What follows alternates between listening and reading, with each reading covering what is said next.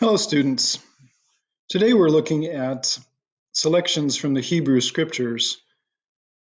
You should be annotating your text, either on the text itself or by making notes on a separate piece of paper that you can refer to the text with. The object of making these notes is to better understand what these texts say, so that as historians, we can understand the worldview of the Hebrews and how that worldview affects later art and literature and further developments in other religions. The first selection is from Genesis chapter 12. Genesis is the name of the book. It's part of the Hebrew Bible. It's part of the first 5 books of the Hebrew Bible that are together called the Torah. The Torah,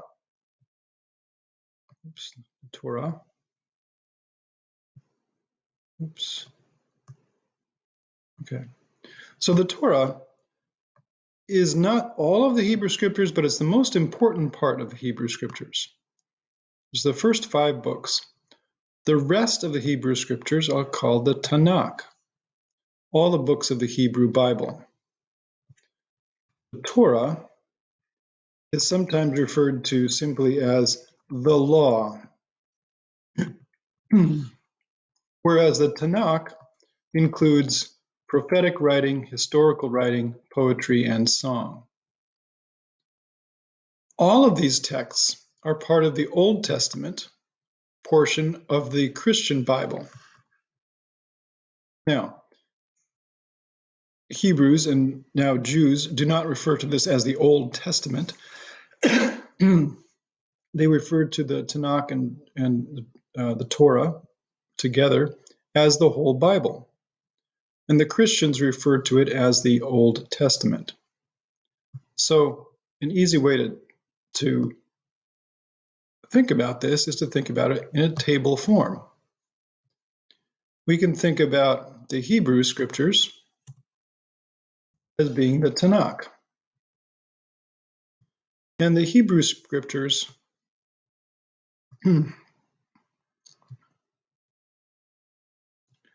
these Hebrew Scriptures have several parts.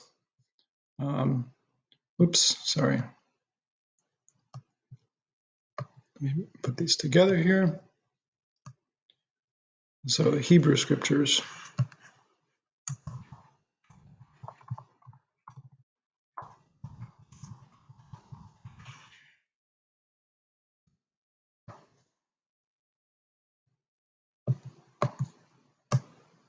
And the Tanakh includes the Torah.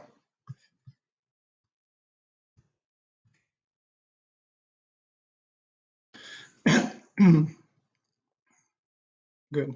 So the Christian Scriptures, this all is called the Old Testament for Christians.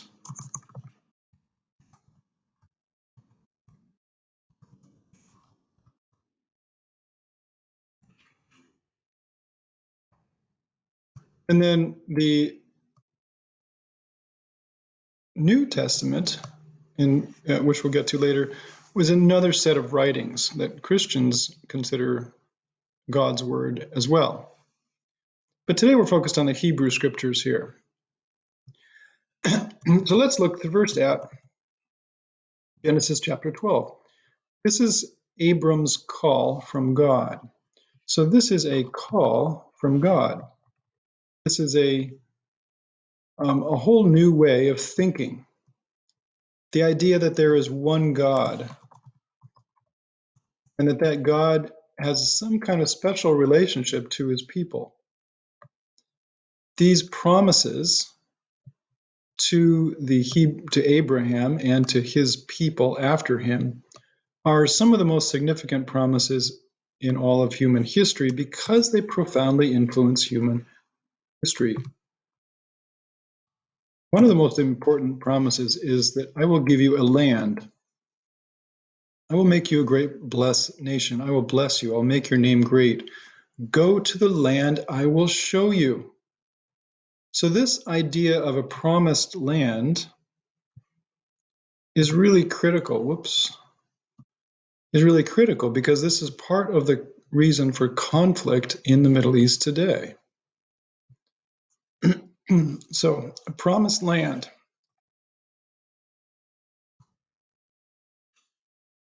Promised land. Next idea is a chosen people.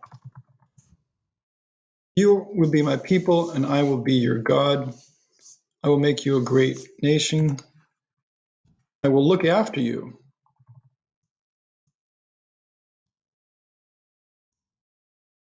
And I will bless others through you. So this is another way of breaking down the promises that are part of this call to Abram. This is really significant because you see the same development in Islam. Abram is called the man of faith, which we've already looked at, for the same reasons. He leaves his family, he believes in one God. So Abram travels on. We've already read this, but I want to point out this section here. He built an altar. Now, we're reading about this ancient civilization, the Hebrews. And the Hebrew people were an agricultural people. They were a people who were very much connected to the land. We are not connected to the land very much. Very few of us are farmers. Very few of us even know a farmer. Very few of our families are connected to the land in terms of providing for food. We buy food because we've been paid to do other kinds of work. So the whole idea, two key ideas here are really important. And one of them is the idea of sacrifice. The other is the idea of an altar. So an altar here is a place of remembering. Now, we don't do this kind of thing, we say, but we actually do. We make altars all the time. We don't call them that, though. So the statues that we put up or take down, as in recent cases, the plaques we put up saying so-and-so was here, the murals we compose on walls and preserve. In many ways, these are altars. They are places of remembering what was done before, places to teach us and remind us in the future. So an altar certainly has other functions as well, but this is one function that you need to be very much aware of. You may say, well, what's all this altar building and so on? Well, it's really creating a place of remembering, a physical reminder of some significant action. Okay. Here, so we have this here, an altar, and then we have this again, he built an altar. So these are physical places. This is something else.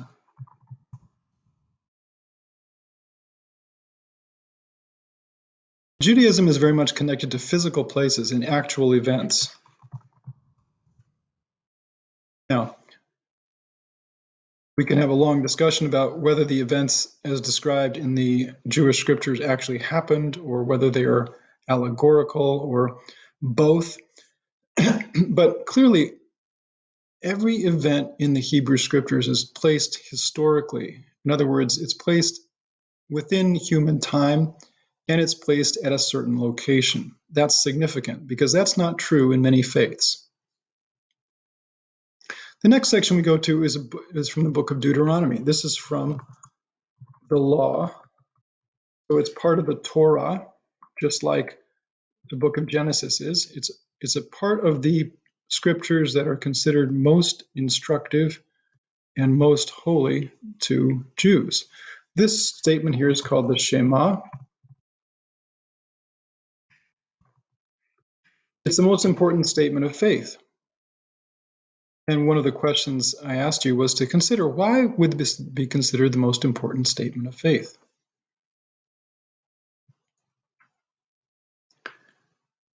In many ways, it summarizes all the law because, and we'll see this a little bit later, it's focused on there being one God, and our position in relationship to that God is to be loving this God completely. You see this word all repeated many times. All your heart, with all your soul, and with all your strength. So this is a level of devotion and commitment that is not always the case in some other religions.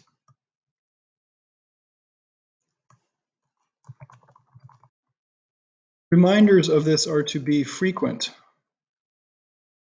And if you,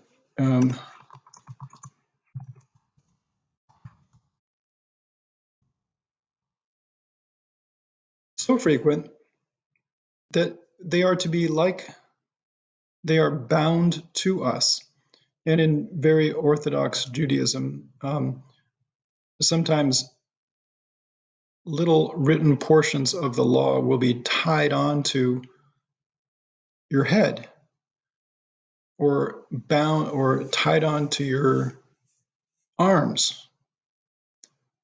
If you see if you go to the doorway of a devout Jewish home, you will often see a little, it's called a mezuzah on the doorway.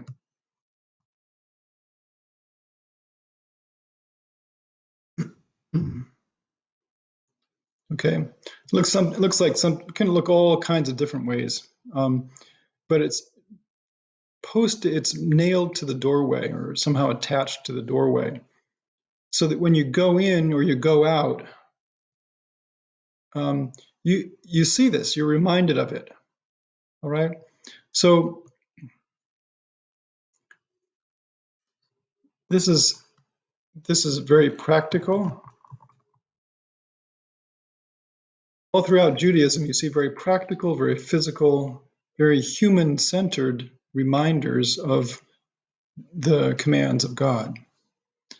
The next section is also part of the law, also part of the Torah. And notice who is speaking. The Lord. Oops. The Lord said. And so all of these are additional commands. We've read the 10 commandments. These are other commandments.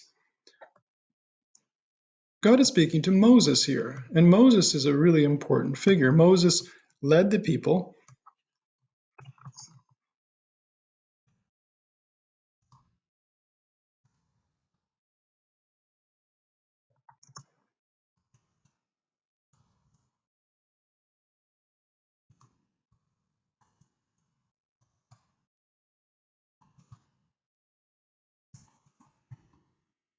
So he leads the people, he is responsible for leading the people back to the promised land. Now, he doesn't get to go all the way there because he and the people with him make some huge mistakes and rebel against the Lord. So he doesn't get to go back all the way, but he leads the people almost all the way back, just on the other side of the hills from the promised land. And he gets to see the promised land, but not actually go there. So each of these following statements is a law. These laws demonstrate several important qualities. First,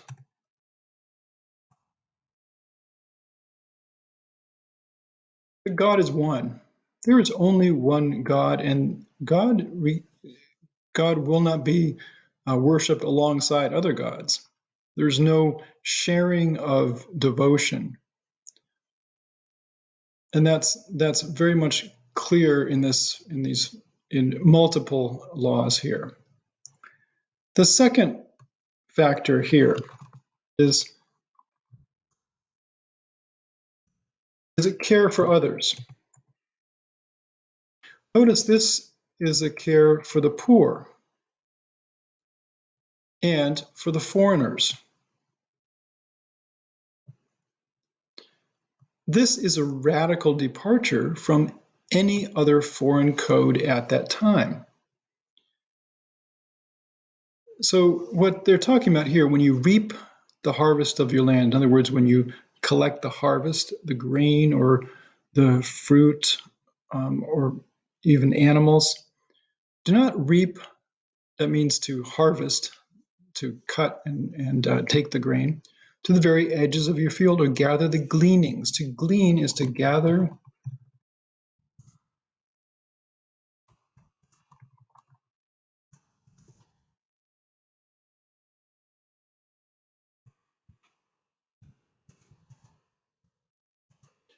To glean is to gather leftover portions of a harvest. And he's saying, don't go back over the field a second time. Don't get every single little part, little bit. Leave them for the poor and for the foreigner. No other ancient law code cared for the poor and especially for the foreigner, somebody who wasn't one of your people.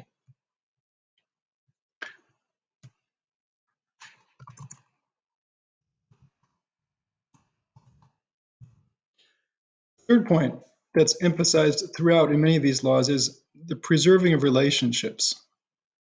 And that relates to do not steal, do not lie, do not deceive to one another, do not defraud or rob your neighbor, etc., etc.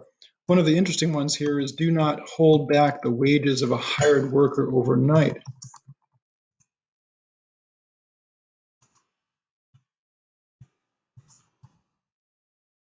So even now, people who work day by day for their wages, if they don't get paid, they don't eat.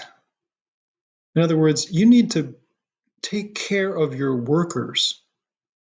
You need to not treat them as lower, less worthy of daily bread. Here's another one.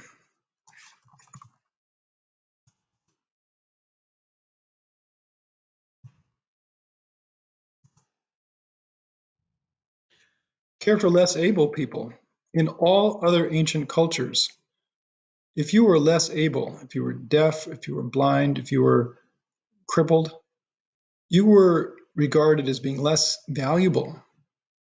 And if that was true from birth, the Romans would just put you on a hillside to die. These next verses, again, talk about relationships, and all of these talk about relationships here.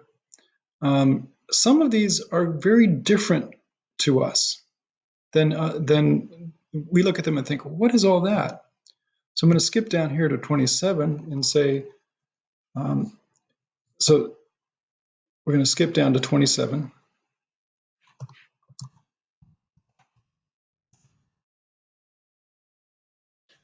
There were a number of distinctive practices, and those distinctive practices helped the Hebrew people to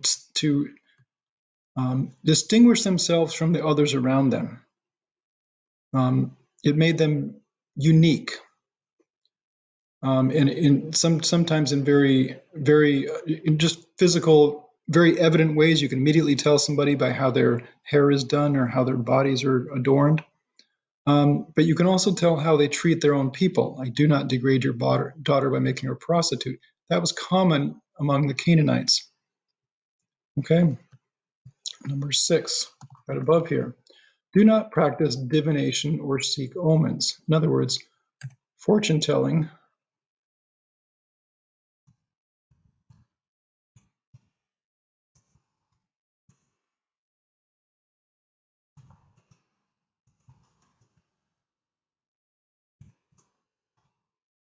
So there's this clear sense that there is a physical world and a spiritual world. So don't mess with the spiritual world. Don't mess with what is not yours to mess with. That's really clear.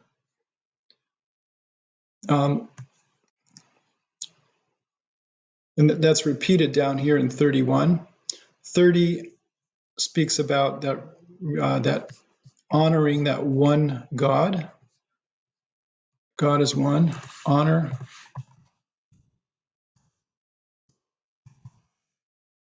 God is to be honored. If you come 31 then emphasizes again, don't mess with the spiritual world. Here we have respect for others. You're respecting the aged and the elderly. This is true in many cultures. So the Hebrews are no exception to that. Oops.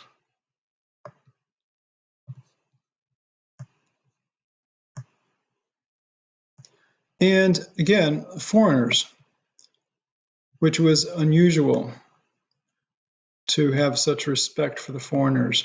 Yes, the Greeks had a code that required hospitality. They did not require you to treat a foreigner who took up residence there as one of your own. All right. This, it says, the foreigner residing among you must be treated as your native born. As your native born. That is a big deal. Okay. There's no other ancient code like that. Okay. So foreigners, let's go back to the top here. So there's a single God, care for others, poor, foreigners, care for less able people, preserving relationships, distinctive practices so that you can tell the people apart from others. Don't mess with the spirit world. And this is all for your good, is what God is saying. In the next section, we have Psalm 8. Psalm means song. Some of the Psalms have little notes in them. So David was a Hebrew king. He ruled over the largest area ever controlled by the Hebrews. He was known as a warrior, a wise king,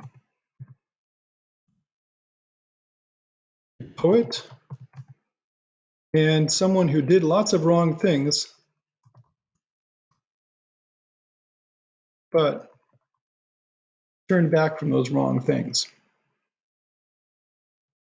So when you think about this psalm, and we chose this psalm very specifically because later writers of the Renaissance refer to this psalm.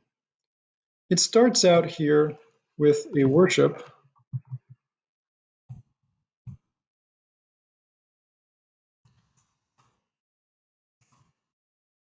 sense of worshiping the one God, and the sense of honor.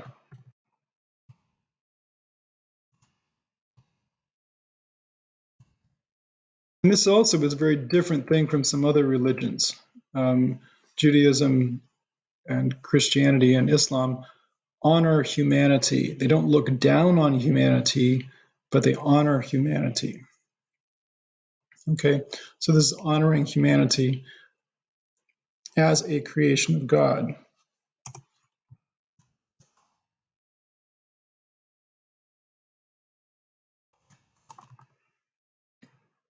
Okay, there's a lot more to that psalm, but those are the two things I want to highlight there. In the last psalm here, this also is a song of King David. And this is a much longer, I'm just giving you part of it. But again, this is, okay, and it speaks of,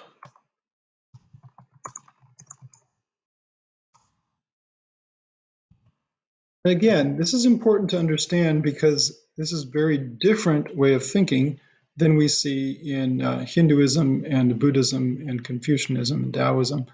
And so it's important to understand God's care for his people. And I want you to notice here,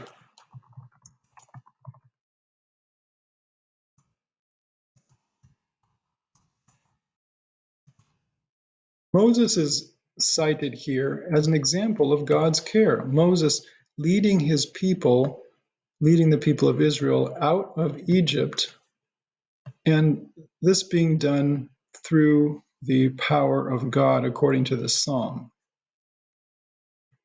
Okay.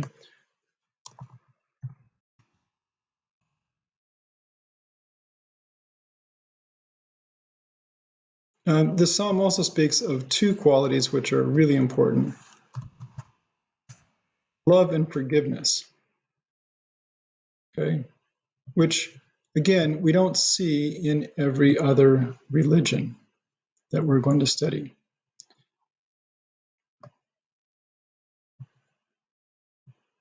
Okay, good. So this is where we stop, thinking about these Hebrew scriptures, these passages from texts that Hebrews regard as God's message to them, that Christians regard as God's message to them, and that profoundly influence the laws and cultures of the Middle East, Asia, Africa, Europe, and in the modern times, the Americas as well.